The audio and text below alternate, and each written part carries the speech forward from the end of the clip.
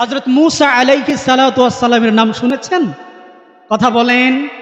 মূসা আলাইহিস সালাতু ওয়াস সালাম একদিন আল্লাহর সাথে দেখা করার জন্য তুর পাহাড়ে যাচ্ছেন।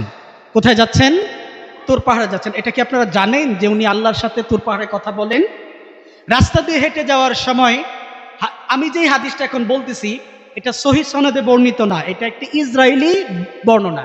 মূসা আলাইহিস সালাম দেখতে পেলেন আমার উস্তাদের মতো একজন মুরব্বী মানুষ পাহাড়ের গায়ে হেলান দিয়ে বসে আল্লাহর নামের জিকির করে। কি করে ভাই? জিকির করে। হযরত মূসা আলাইহিস সালাম তিনি একজন নবী, তার ভিতরে এক্সট্রা অর্ডিনারি কিছু পাওয়ার আছে। এই পাওয়ারের ভিত্তিতে তিনি দেখতে পেলেন ওই জিকিরকারী ব্যক্তি বা জাকির ব্যক্তির কপালের মধ্যে লেখা আছে লোকটা জাহান্নামী। লোকটা কোথায় যাবে? জাহান্নামে যাবে। মূসা আলাইহিস সালাম ওই জাকিরের লোকটাকে বলল, ভাই তুমি যে এই যে চমৎকার ভাবে আল্লাহর নামের জিকির করতেছো, কিন্তু তোমার কপাল তো বড় খারাপ, তোমার কপালের মধ্যে আমি দেখতে পেলাম তুমি জাহান্নামী আল্লাহ লিখে রেখে দিয়েছে। বলেন তো, আপনাকে আমাকে যদি একজন নবী এইরকম কথা বলতেন, এই কথাটা কি সত্য নাকি মিথ্যা? তাহলে নবীর কথা সত্য জানার পরে এই লোকটার ভেতরে এখন বলেন তো আশা আছে নাকি আশা নাই? আমি তো জাহান্নামী, এতদিন ধরে জিকির করতেছি, তারপরে বর্তমান জামানার নবী পয়গাম্বর মূসা আলাইহিস সালাম নিজে সার্টিফাই করেছেন আমি জাহান্নামী। এইখানে জান্নাতি হওয়ার কোনো গ্যারান্টি? লোকটা চোখের পানি ছেড়ে দিল, ছেড়ে দিয়া হযরত মূসা আলাইহিস সালামকে লক্ষ্য করে বললে, ও নবী মূসা, আমি আল্লাহর রাজি খুশির জন্য জিকির করতেছি। আপনি বলেছেন আমার কপালে নাকি লেখা আছে জাহান্নামী।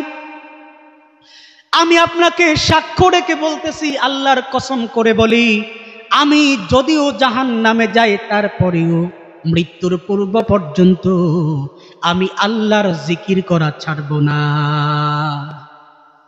মূসা আলাইহিস সালাম চলে গেলেন আল্লাহর কাছে। এই লোকটা বলে দিল, হে নবী মূসা, আপনার কাছে একটা অনুরোধ করে বলি, আপনি আল্লাহর কাছে জানতে চাইবেন, বলবেন, জিজ্ঞাসা করবেন আমার অপরাধটা কি, আমি কোন কারণে জাহান্নামে যাব। মূসা আলাইহিস সালাতু ওয়াস সালাম যথারীতি আল্লাহর কাছে প্রশ্ন করলেন। আল্লাহ রাব্বুল আলামিন বললেন, ও নবী মূসা, তুমি আগামী কালকে আবার যখন আমার কাছে দেখা করতে আসবে, তখন লোকটার সাথে দেখা করে তারপরে আসবে। মূসা আলাইহিস সালাম পরের দিন লোকটার সাথে দেখা করতে গেলেন। দেখা করতে গিয়ে দেখতে পেলেন তার কপালের মধ্যে আগের লেখাটা নাই, বরং কপালের মধ্যে লেখা উঠে রয়েছে লোকটা জান্নাতি হয়ে গেছে।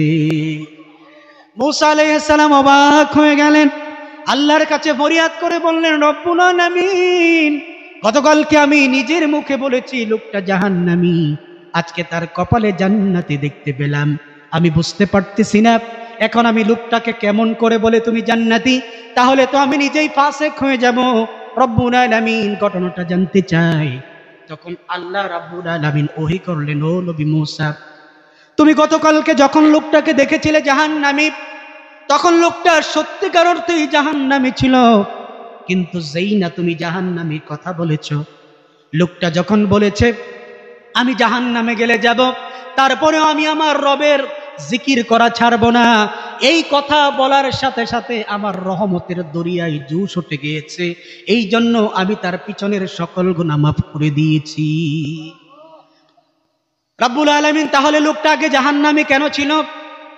আল্লাহ তাআলা বলেন, আগে লোকটা জাহান্নামী ছিল এর কারণ হলো লোকটা আমার রাজি খুশির জন্য জিকির করত না, বরং মানুষকে দেখানোর জন্য জিকির করত।